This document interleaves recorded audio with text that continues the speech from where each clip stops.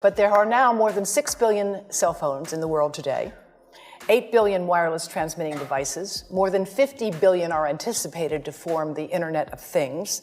A mobile phone and the microwave oven use a very similar frequency. The difference between them is power.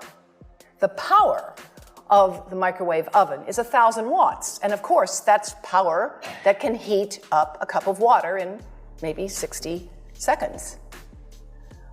The microwave oven, the mobile phone, the cordless phone, the Wi-Fi monitor, the baby monitor, they all use the same frequency. They differ in power. They also differ because mobile phones and Wi-Fi devices emit pulsed microwave radiation. It's the pulse, not the power, that appears to be biologically most important. The pulse that is erratic and irregular, like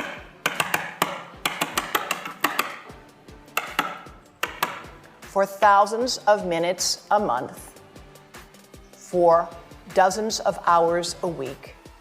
Over a lifetime, that irregular pulsed signal may be much more biologically important. And in fact, the continuous wave signals have a lot of therapeutic effects as are being applied in medicine today.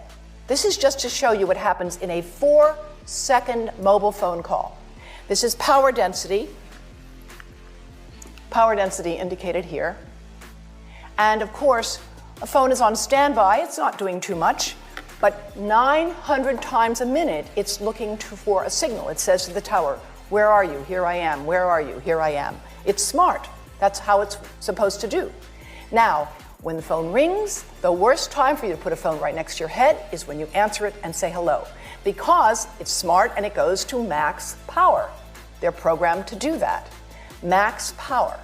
Now, it's going to go to max power. You're going to listen, and then it will go up and down and up and down. And again, it's that variation. It's the delta. It's the cumulative integrative dose under the curve over a lifetime of exposure that looks to be biologically important. Now, exposure is a kind of funny thing. There's a rather widely distributed paper by Ken Foster and C.K. Cho that said that the exposure of an adult and the exposure of a child is identical.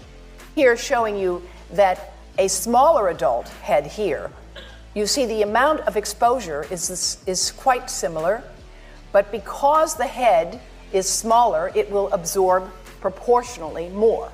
This is a modeled microwave radiation dose of a 6-year-old with greater levels to the frontal and temporal lobes, eyes and cheek. And watch this here. Now, yellow, white, and red are the hottest, all right? And if you look carefully, you will see it's going into the eye, the nose, and partly into the brainstem.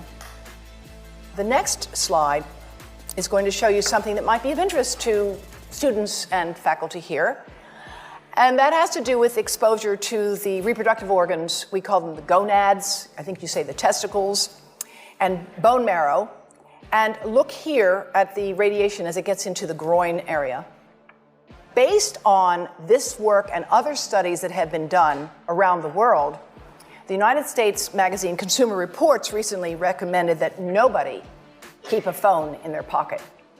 Nobody. And in fact, if phones were tested in pockets, they would exceed the as-tested exposure guidelines, which is why Telstra has recently issued that advice. And that's why we've developed the Baby Safe project with colleagues at Yale to advise pregnant women to protect their abdomens from mobile phone radiation, as well as from iPads, which I should add, iPads and other devices are called tablets because they belong on tables.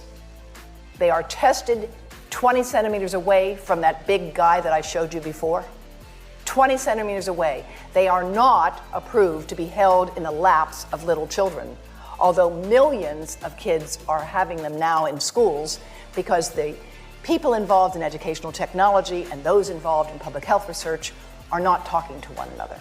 Because if they were, they would understand that you're giving children a two-way microwave radiating device, and if you must give them such a device for learning purposes, put it on airplane mode so that it's not sending and receiving signals as it does otherwise.